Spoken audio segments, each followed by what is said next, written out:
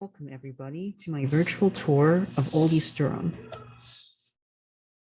Before we get into the actual virtual tour, I just wanted to explain a few details about this neighborhood. East Durham is a historically Black neighborhood. Although today's East Durham neighborhood is more diverse, it has a history with past race-based policies at the federal, state, and local levels, which supported economic disparities, which allowed for gentrification to happen in this neighborhood today. Two of these policies in Durham were redlining and urban renewal. The practice of redlining emerged out of the federal government's attempt to stop the trend of residential foreclosures during the Great Depression. Urban renewal promised to improve the quality of life in Black communities. However, due to the process of gentrification, this struggling neighborhood was given to the hands of wealthier white newcomers who want to live near downtown Durham. These newcomers started buying homes in this formerly old Black community and increased property taxes to the point where older residents can no longer afford to live in East Durham. After selling their homes, the families that once lived in East Durham are unable to afford the newly refurbished ones that often sell for $250,000 to $500,000.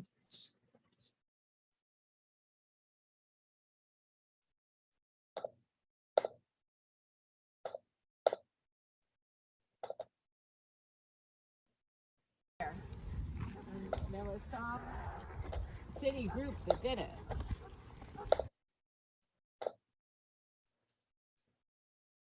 I got together with a friend who lives in East Durham. Her name is Melissa, and she has been living in East Durham for 10 years. Together, we toured around her neighborhood to identify signs of gentrification occurring within this neighborhood. So the streets of Durham, I think it's called. This is- Skyas of Durham.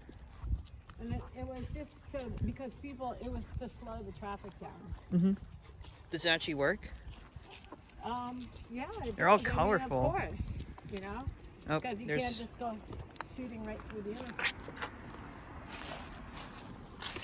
It's just that roundabouts, becoming a recent investment for infrastructure. Right.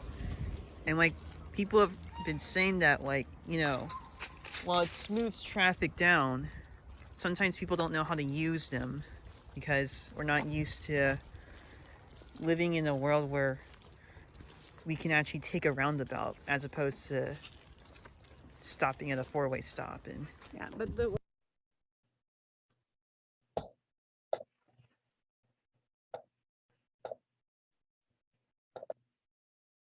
yeah, no. So we're now here in this is Gilbert Street. Gilbert Street. Yep. I mean, just look at the way the architecture's just done. It's like, Yep. Very different. it's so, I mean, like, This is the traditional. Well, that's going to be right into the sun, so you don't want to be. You Oh, wanna it's- get a little bit out of. So yeah, it's fine, but I mean, just look at the difference here. Yeah. This just shows that, fancy car, you got fancy architecture. And then look, coming soon. See the coming soon. Yeah. It's just gonna. It's completely different. And then look at these houses here. These poor little houses. Yeah. So of course there used to be a house here. And Over here, you mean? Like in this grassy patch? Yeah. And so I'm just thinking, if you were asked, how much this house costs, Well, you could just look it I up. mean- You could go to the database and I mean, find out yeah, how it's much just- it's sold for. because I hear, 1208 Gilbert. You could look it up. because I just feel like this would be at least 300,000. Oh my gosh, probably 800,000. Yeah. That's a big house. And it's just they don't even look that good, honestly. Yeah, it's not my taste. Yeah, it's the same.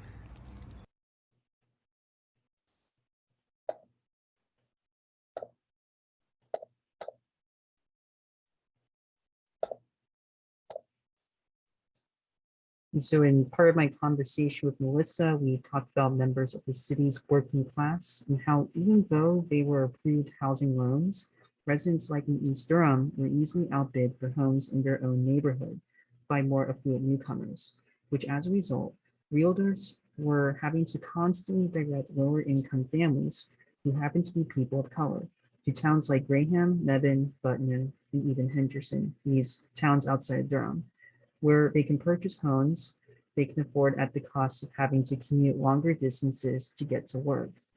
This fueled the anger and frustration felt by the Black residents who were being priced out of the city. North Carolina's property tax rates are nonetheless relatively low in comparison to what exists in other states. But despite the low tax rate, many of these households of color are still facing evictions.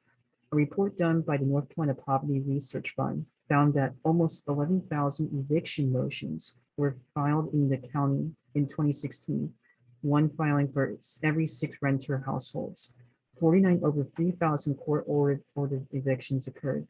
This number does not include evictions that resulted from tenants leaving because they were pressured out or informally evicted.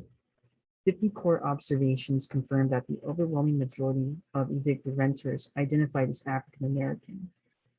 And these vacant homes that sold for at least 100,000, like, or 200,000, like what you see down here, this distribution of house value in 2019, are bought up by wealthier white families who destroy these historic Black homes and create basically what I'll show you here through Zillow. This is Gilbert Street. They create homes like these. This abomination for basically 460K, which have been sold to people who want to live closer to the city. This is one of the examples here.